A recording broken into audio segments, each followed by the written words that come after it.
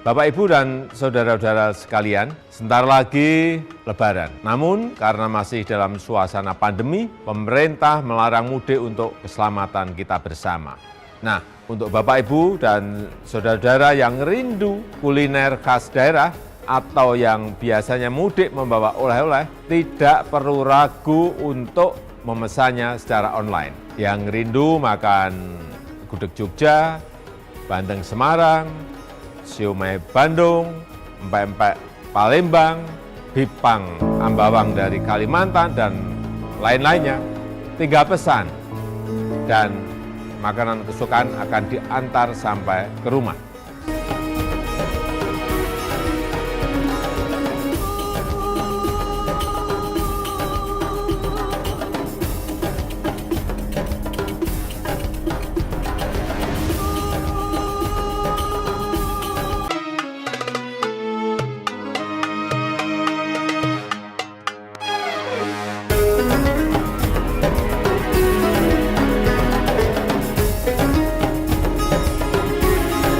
Hurriman alaikumul maitatu, tak boleh makan bangkai, wadamu darah, walahmul khinzir, daging babi.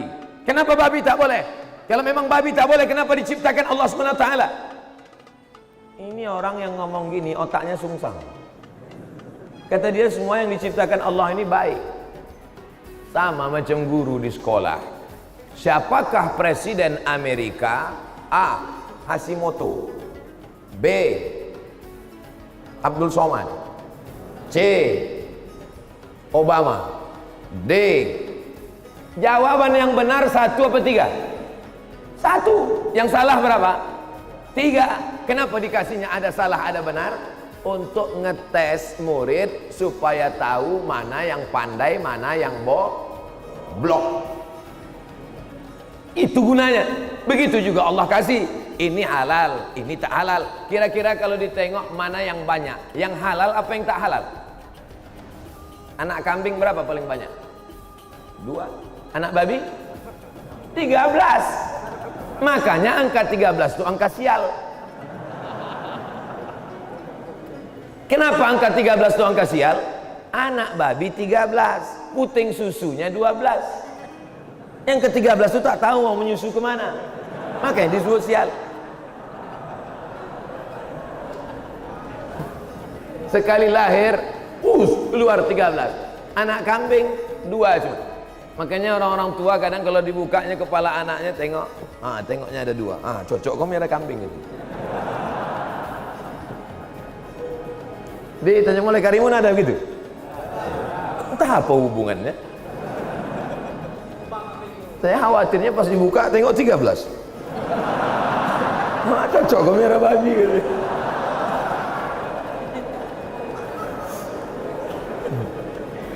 Saya bawa ceramah subuh ini ketawa-ketawa karena saya grogi depan tuan guru. Kalau saya serius bahan saya hilang. Sampai mana tadi? Sampai 13? 14? Itulah makanya kita disuruh mencari yang halal. Kenapa ada babi? Diciptakan Allah sebagai apa? Sebagai ujian supaya kita bisa tak menghindarkan ini. Diciptakan Allah ada yang halal, ada minuman yang haram, khamar. Supaya apa? Supaya kita memilih wa nafsi wa ma sawaha, demi jiwa dan penciptaannya. Fa alhamaha fujuraha, dikasih Allah yang haram-haram, wa taqwaha, dikasih Allah yang halal-halal. Tinggal kau pilih. Ini khamar, haram. Ini teh manis, halal. Sekarang kau pilih. Pilih mana? Khamar, teh manis. Khamar, teh manis. Khamar, teh manis. Wa alhamaha fujuraha, dikasih jalan haram, dikasih jalan halal. Qad aflaha man zakkaha, beruntunglah orang yang memilih yang halal. Pilih yang halal. Bismillahirrahmanirrahim. Masya Allah, manis-manis buah. Begitu kalau ngasih air minum teh, Ustadz jangan manis sekali, nanti Ustadz itu tak sampai umurnya panjang, kena diabetes mellitus. Bapak Ibu jamaah sekalian yang dimuliakan Allah Subhanahu wa taala, selesai bab masalah makanan. Abdul Somad hanya bisa menjelaskan ilmu ini 0,01%. Masalah babi tadi tak selesai Pak Ustadz. Balik cerita babi lagi. Datanglah orang kepada Syekh Muhammad Abduh. Syekh Muhammad Abduh, ya, kenapa babi haram? Kenapa babi haram Syekh Muhammad Abduh? Kata Syekh Muhammad Abduh, tolong kau ambil ayam jantan 2 ekor, ayam betina 1 ekor. Apa hubungan ayam sama babi? Ambil aja lah. Diambillah ayam jantan 2 ekor. Diambil ayam betina 1 ekor. Dimasukkan dalam satu kandang. Belaga ayam jantan ini sampai tetes darah penghabisan. Apa kata ayam ini? Lebih baik putih mata daripada putih tulang. Itu saya terjemahkan. Belaga ayam jantan sama ayam jantan untuk merebutkan ayam betina. Di sebelah kandang dimasukkan pula 2 babi jantan dengan 1 babi betina. Tak ada orang tubuh kelahi, digarapnya berdua. Ternyata babi tak ada rasa cemburu. Oke, jangan banyak makan. Pengaruh makanan banyak berpengaruh terhadap sifat. Banyak terpengaruh terhadap sifat. Dulu ada guru saya, waktu masih sekolah di Madrasah Muallimin Al-Wasliyah Medan.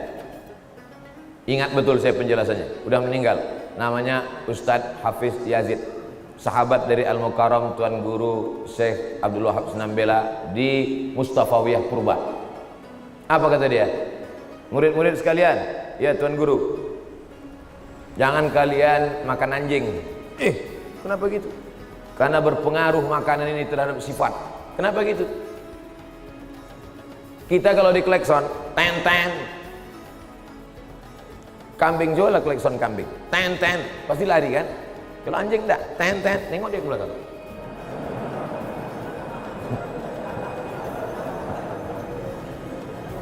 Yang senyum paham ben. Nanti sebelum mengupload di YouTube kalian buang ini ya. Tidak, nanti dilaporkan saya lagi. Laporan yang lama aja belum dicabut.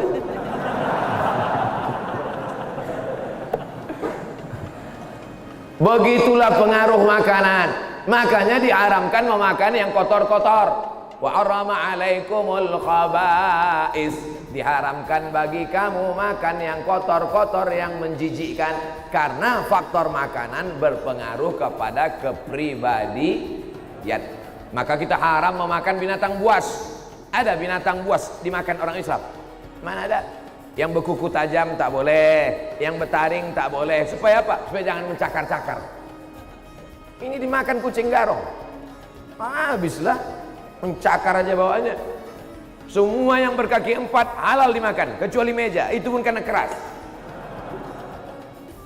Semua yang merayap halal dimakan, kecuali kereta api, itu pun karena besi. Mana bisa? Kita ada aturannya, halal lifestyle. Selesai makanan. Kenapa makanan yang Ustadz bahas duluan? Karena diantara sebab tidak dikabulkannya doa karena makan haram. Diharamkan Allah mengabulkan doa dari lidah yang makan haram. Yang berdoa ini lidah. Rabbana atina. Yang makan haram lidah. Apakah mungkin Allah mengabulkan doa dari lidah yang makan haram? Dipakai juga minta. Mana bisa? Kecuali lidahnya 2. Satu untuk makan haram, satu untuk berdoa. Pas berdoa lain, pas giliran makan cabut, ganti dulu.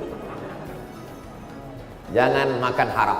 Ada orang yang berdoa pagi, petang, siang dan malam, ya Rab, ya Rab, ya Allah. Doanya tak dikabulkan. Kenapa doanya tak dikabulkan?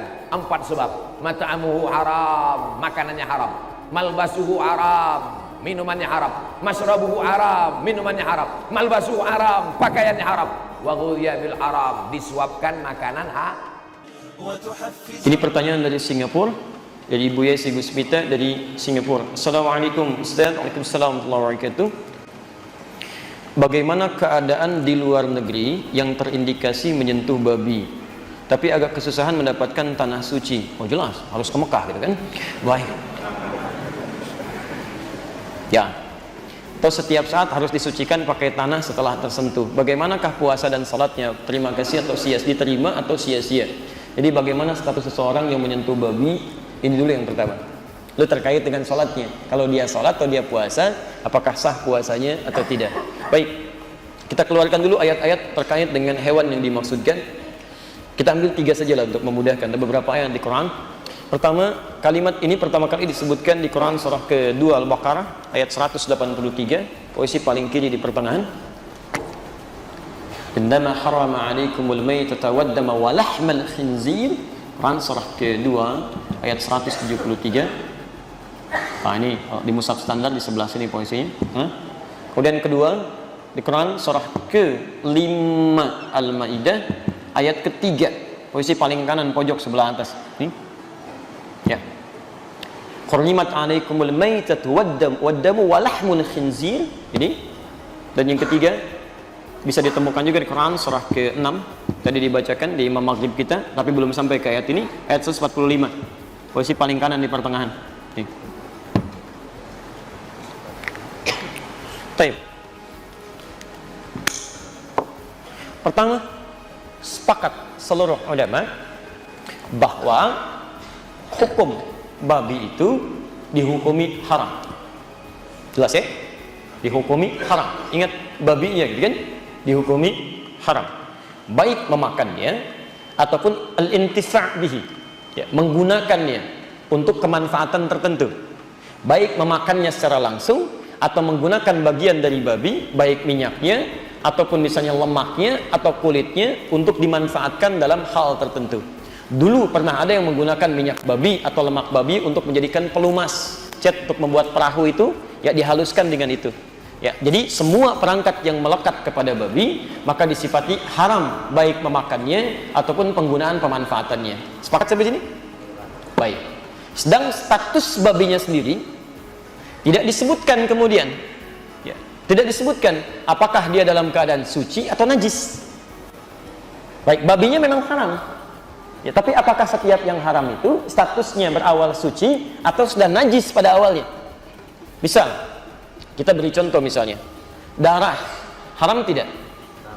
Haram, nggak boleh dimakan gitu kan? Baik, pelan-pelan, najis tidak?